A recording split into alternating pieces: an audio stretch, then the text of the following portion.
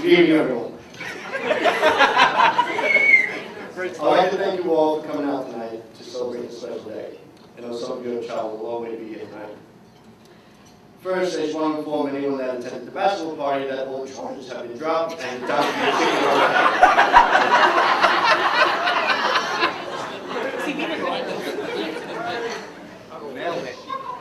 For those of you who don't know me, I'm Danny, Frank's younger and better looking brother.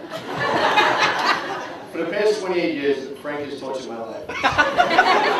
Especially when we were kids. Yeah. When we were growing up, he thought it would be a good idea to play tug of war with my teeth, smash a golf ball into my face, and unbuckle the strap of my berry carrier that was sitting on top of a table, which resulted in me falling off the table, smacking my face on the floor, and going to the hospital. For the first time.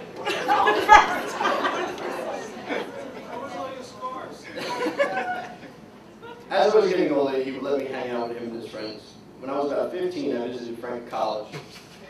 I'm not sure why, but him and his college buddies thought it would be a great idea to let me drink warm cans of Guinness. As you would imagine, that didn't go over too well, and Frank had a lot of cleaning up to do that night. As some of Frank's friends may know, sometimes it is tendency to put into question.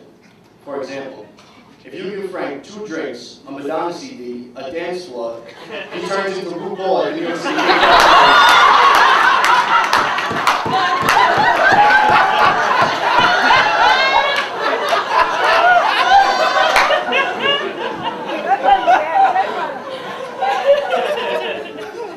That's awesome. I'll never forget the blowout 4th of July parties we had. The awesome times we had when we DJ'd the White Woman Exit, and when we made it rain in Cancun, and when you cried like a little girl when parasailing.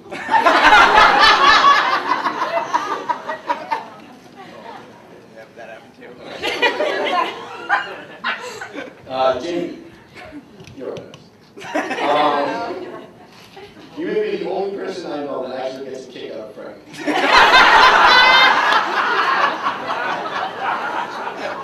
For some strange reason, you find his dumb jokes funny and his weird habits cute.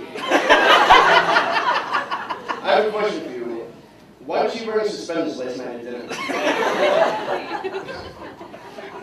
He looked like his name could have been Ishmael and my long lost honest brother. Not sure how I got away with that. She bought it for her. Someone once told me that marriage is not about finding a person you can live with. It's about finding the person you can live without. Unfortunately for you, that person's Frank.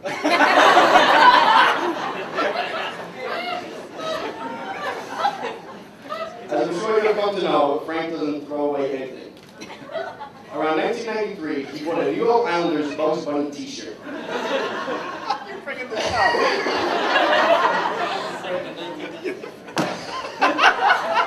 After 50 years of wear and tear and multiple holes, he finally retired it. But I'm still not sure if he ever got rid of it. No, I haven't. It's in a frame. So, I hope you're prepared to be on an episode of Hoarders.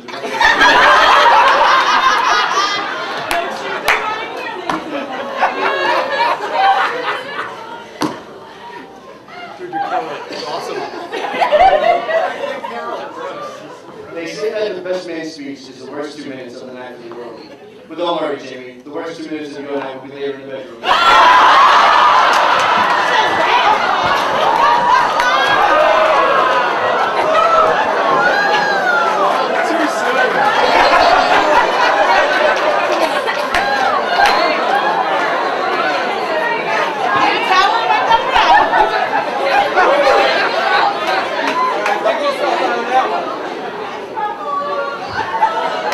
All jokes aside, I'm proud and honored to be up here and getting the best man speech. I'm so happy for the both of you and I wish you a lifetime of love and happiness. I love you both. Join me with Rachel Glass to salute Frank and Jamie on their wedding day. Wait, we got one more.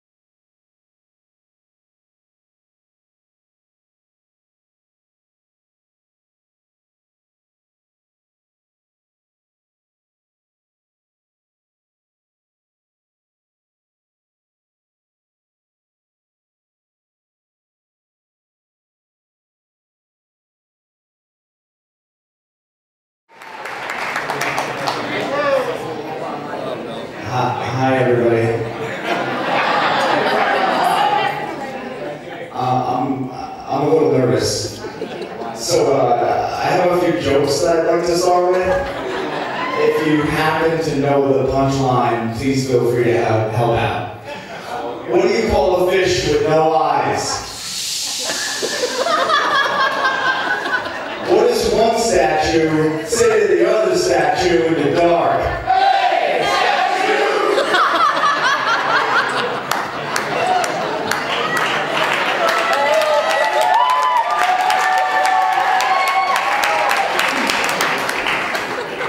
For those of you that don't know me, by the end of this you'll probably be pretty happy about that.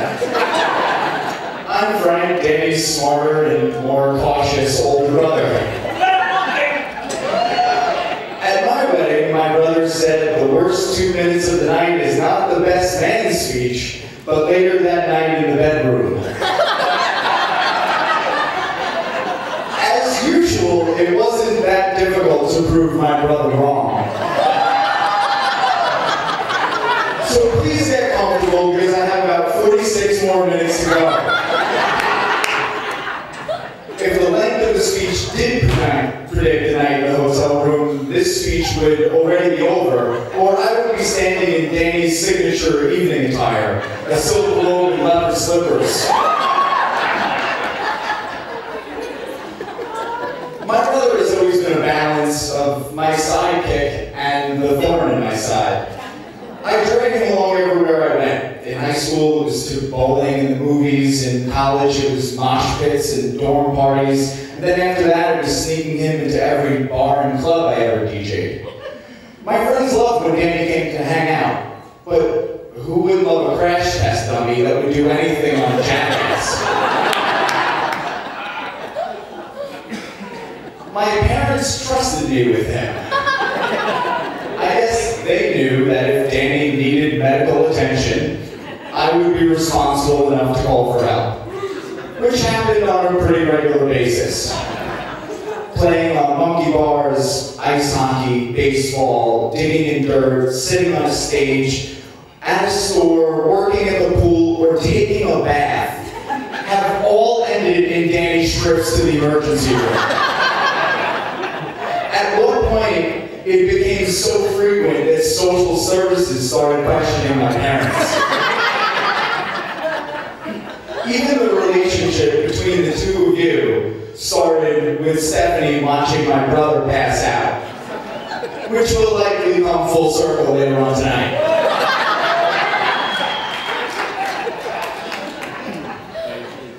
Sometimes you do look up to your little brother. Danny got rollerblades, so I wanted a pair. Danny went skydiving, and then he took me. So about 6 weeks ago, I decided to throw myself off of a bicycle and break both of my arms. Which means I only have 204 bones left to tie Danny's record. But I finally got to experience the wonders of our emergency medical system. Just the way my brother has countless times since the age of 2. People have asked me, Frank, would you get back on a bike? If they asked Danny that question, he would be confined to a bed. But actually, Danny has hurt himself while sleeping. His stereo alarm clock was going off for so long it shook a large glass bottle off of the speaker and onto his head. Which concussion was that, Dan? 3? With so many concussions, I'm surprised you can even remember your name. Which I'm pretty sure is why you got it tattooed on your back.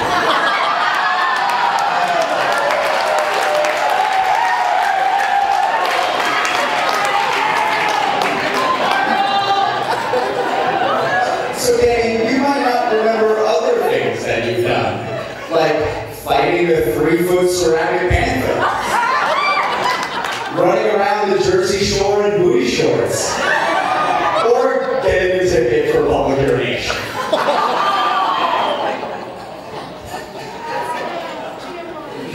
Oh, really? Really? You asked yourself that. You did this. This is your own fault. Your brain is actually so messed up that you think you're an EMT.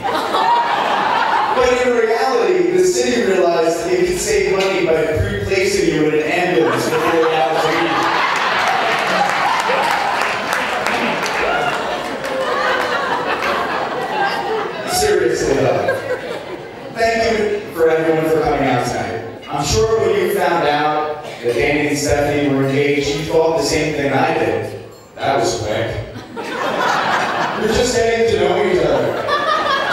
soon. But anyone who has ever met Danny and Stephanie knows that these two people can do just about anything they want and still manage to be as disgustingly in love with each other as they were 12 years ago.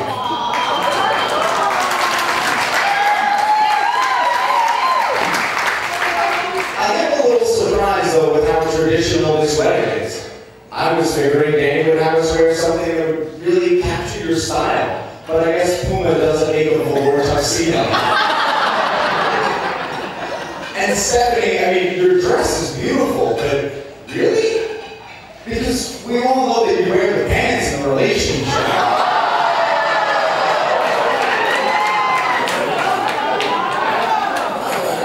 But if there's one word to sum up this couple, one word to help us understand the two of them, it's not squirrel, it's Christmas. So everyone, for a moment, please imagine it's December 24th.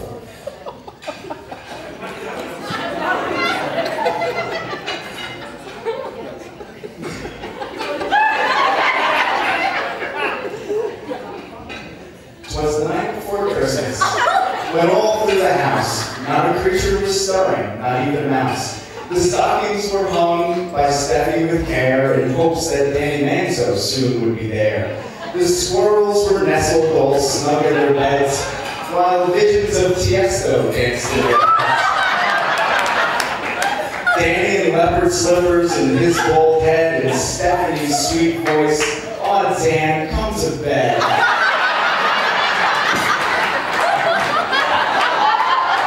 When out on the lawn there arose Big Frank. Danny sprang from the bed, hoping it was a prank. He looks out the window and says, "Oh, what the F? He's mowing the lawn on Christmas," Dan says to Steph. As they stare out the window, it began to snow, and out in the distance, a light began to show. Stephanie and Danny went outside to take a look, and what happened next is out of a storybook. When what to their wondering eyes should appear but a fat man named Nick and 8 giddy reindeer. St. Nick dropped presents just as fast as one can, and Steph got excited and yells, "Oh my God, Dan!" Danny and St. Nick, they start drinking beer, and Nick invites them both to meet the reindeer. Now Colotro, now Soprano, now Parmesan and Salami, on Prada,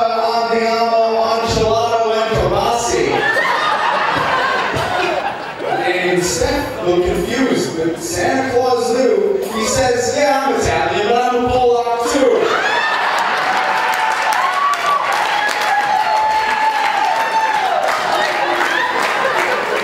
Here's the last of the gifts. Now go back, take a snooze. Don't say you saw us or you'll be wearing cement shoes. St. Nick takes off, and Steph are in awe. They still can't believe everything they saw. Dan starts to open presents of the Lord that's brand new, and Steph opens a gift, and she doesn't know what to do. She tears through the bow, and you can just hear her squeal, and you can't imagine the pain that my ears have to feel. Her excitement grows with every rip of the wrap. As she looks at the gift, she begins to clap.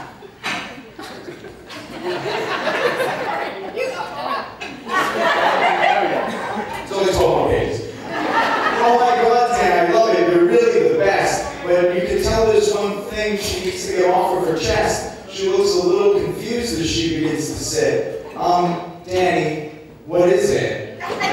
She had no clue what it was, but she didn't care. She acted like she had just opened the answer to a prayer. She needed Danny to explain what was in the box, but it didn't matter if it was gold or old dirty socks. The excitement over nothing makes us all understand. That's how she survived this long with my brother Dan. How they do this every year, I still don't know. They really need their own reality show. So we all know Christmas only comes once a year, but tonight we gather, so please help me cheer. Dan and Steph's love is every exception to the rule, despite how many times Danny acts like a fool. But don't let them fool you when they share a loving embrace. They only have one motto: let's wreck this place. So please raise your glass on this enjoy this day, and let me be one more person to say congrats, and I love you, and